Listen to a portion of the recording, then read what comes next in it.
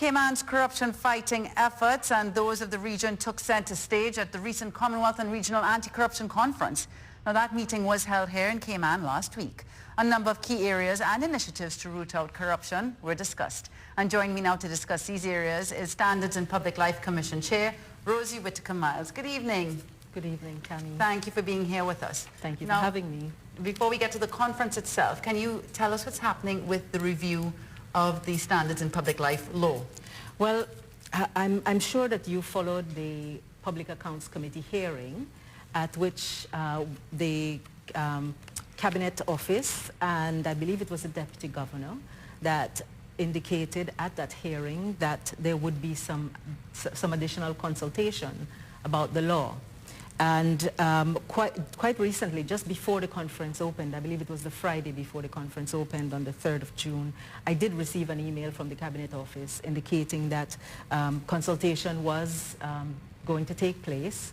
I believe that the consultation was to address the issues of concern, areas of concern expressed by board members who feel that once the law is in effect, they will be having to make declarations of their income and assets and interests and liabilities.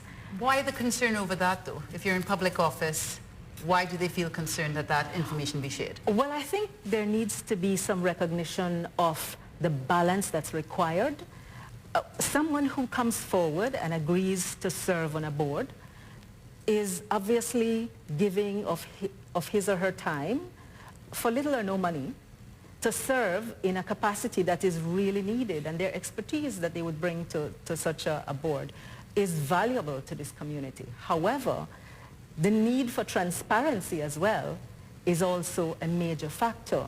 I believe, however, that what happened even there were indications even in the 2014 law, but the 2014 law was strengthened in the amendment. I believe it was section 12.4, which indicated that persons who serve, well, let me indicate that everyone, regardless of whether you're a board, serving as a board member or an MLA, everyone who will be caught by the law as a person in public life, none of the declarations will be required to set out financial information. Right. Right? Right. So that fare could be put aside. That's the first fare that can be put aside.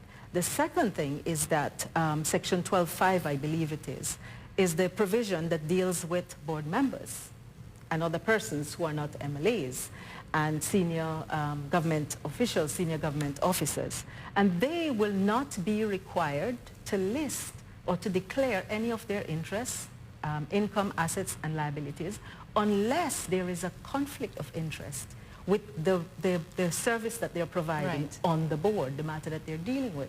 So, which is what we've been saying for a while, the Commission has been saying for a while. We don't know that these fears and these concerns are justified because unless there is a possible or perceived conflict, then most declarations filed by board members will say nil.